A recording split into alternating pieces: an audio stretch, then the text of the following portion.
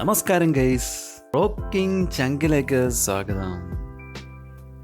ഇന്ന് നിങ്ങൾക്ക് പരിചയപ്പെടുത്താൻ പോകുന്നത് ഫോട്ടോഷോപ്പിൽ എങ്ങനെ മലയാളം ടൈപ്പ് ചെയ്യാം എന്നുള്ളതാണ്.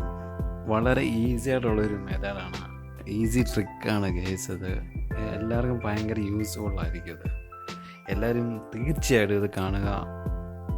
ഇഷ്ടപ്പെട്ടാൽ ലൈക്ക് ചെയ്യുക, ഷെയർ ചെയ്യുക. നമ്മുടെ ചാനൽ ഇതുവരെ സബ്സ്ക്രൈബ് ചെയ്തിട്ടില്ലെങ്കിൽ തീർച്ചയായും സബ്സ്ക്രൈബ് ചെയ്യുക, ബെല്ലൈക്കണും കൂടെ അമർത്തുക. ഓക്കെ ഗൈസ്, നമുക്കെന്നാ വീഡിയോയിലേക്ക് ഫോട്ടോഷോപ്പ് ഓപ്പൺ ചെയ്യാം. ഇതൊരു ഡോക്യുമെൻ്റ് ഓപ്പൺ ചെയ്യാം. ഇനി ഗൈസ്, ഇനി എങ്ങനെയാണ് ആ ടെക്സ്റ്റ് ആഡ് ചെയ്യുന്നതെന്ന് നോക്കാം.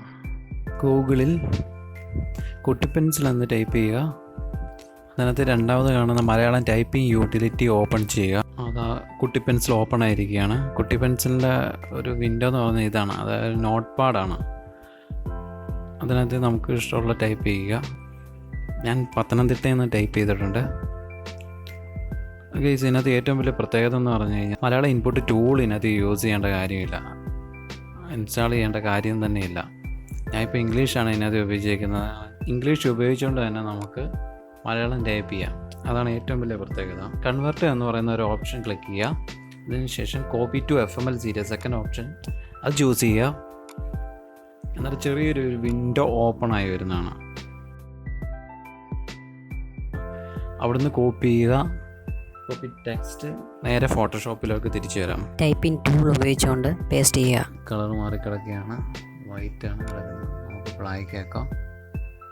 ബ്ലാക്കിലോട്ട് ചേഞ്ച് ചെയ്തു. ഇതൊരു യൂണിക് കോഡാണ്. ഇതൊരു ഫോട്ടോഷോപ്പിൽ വന്നു കഴിയുമ്പോൾ ഇതൊരു യൂണിക് കോഡാണ്.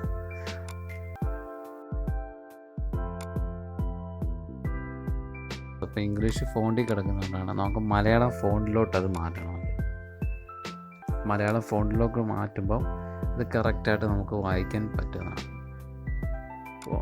കോപ്പി ചെയ്തിട്ട് മലയാളം FML ഫോണ്ടിലേക്ക് നമുക്ക് മാറ്റേണ്ട. ഗൈസ്, നമ്മൾ നോർമൽ അല്ലാതെ ഫോട്ടോഷോപ്പിൽ ടൈപ്പ് ചെയ്ത് കഴിഞ്ഞാൽ പത്തനംതിട്ട എന്നുള്ളത് ഇങ്ങനെ കറക്റ്റായിട്ട് ടൈപ്പ് ചെയ്യാൻ പറ്റത്തില്ല. ഓരോ അക്ഷരം പെറുക്കി ഇതാകുമ്പോൾ കറക്റ്റ് രീതിയിൽ എല്ലാ രീതിയിലും നമുക്ക് യൂസ്ഫുള്ളായ ഒരു മെത്തേഡാണ്.